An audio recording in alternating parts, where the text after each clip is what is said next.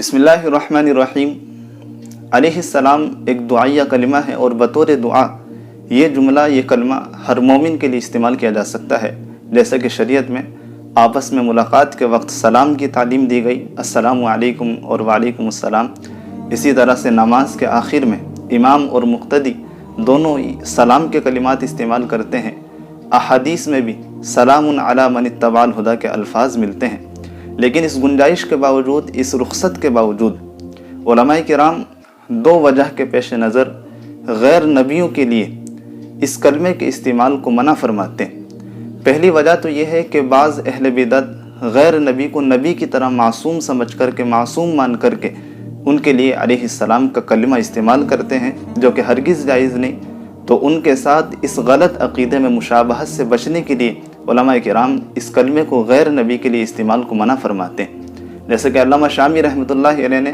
حاشیہ ابن عابدین میں لکھا ہے، وَالظَّاهِرُ أَنَّ الْعِلَّةَ فِي مَنْعِ الصَّلَامِ مَا قَالَهُ النَّبَوِيُّ فِي عِلَّةِ مَنْعِ الصَّلَاةِ أَنَّ ذَلِكَ شِعَارُ أَهْلِ الْبِدْعِ، یعنی غیر انبیاء کے لیے علیہ السلام کہنے کی ممانعت کی وجہ وہی ہے جو علامہ نووی رحمۃ اللہ علیہ نے درود کہنے کی وجہ کے بارے میں بیان فرمائی ہے کہ یہ اہل بدعت کا شعار بن چکا ہے۔ اسی طرح سے مفتی محمود حسن صاحب گنگوہی رحمۃ اللہ علیہ نے فتاوی محمودیہ میں لکھا ہے کہ حضرت علی رضی اللہ عنہ کے ساتھ علیہ السلام لگانا، یا اسی طرح سے حضرت حسین کو علیہ السلام کے ساتھ پکارنا،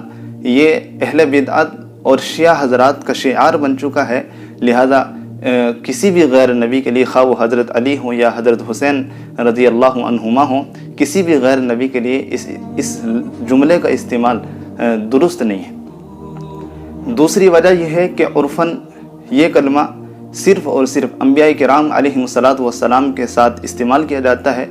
انہی کے ناموں کے ساتھ اس کو ذکر کیا جاتا ہے، بلکہ یہ ان کا شعار بن چکا ہے، علامت بن چکی ہے۔ اب کسی غیر نبی کے ساتھ اگر اس کلمے کو استعمال کیا جائے گا تو نبی اور غیر نبی میں التباس کے واقع ہونے کا اندیشہ ہے، یعنی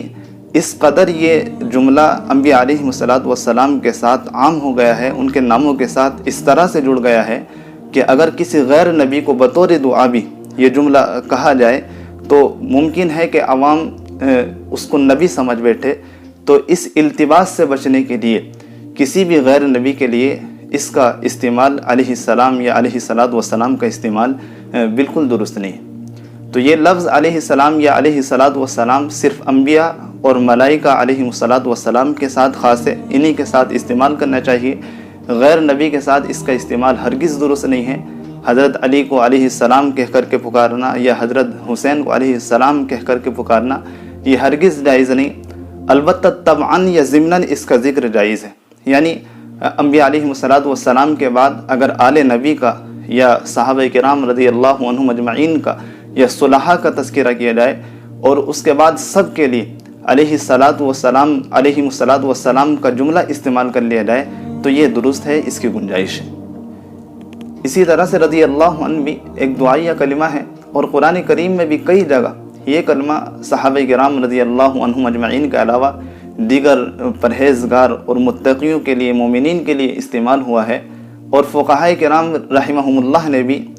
اس کے استعمال کو صحابہ کرام کے ساتھ صرف اور صرف مستحب قرار دیا ہے۔ لہذا اگر کوئی شخص بطور دعا اس کلمے کو کسی اور کے ساتھ جوڑتا ہے تو اس کو ناجائز تو نہیں کہا جائے گا، البتہ بہتر اور مناسب یہی ہے، مستحب یہی ہے کہ اس کا استعمال صرف اور صرف صحابہ کرام رضی اللہ عنہم اجمعین کے ساتھ خاص رکھا جائے، تاکہ صحابی اور غیر صحابی میں التباس واقع نہ ہو، سامنے والے کو صحابی اور غیر صحابی میں اس کلمے کے ذریعے سے فرق ظاہر ہو جائے۔ اللہ رب العزت عمل کی توفیق عنایت فرمائے، دین کی صحیح سمجھ عطا فرمائے۔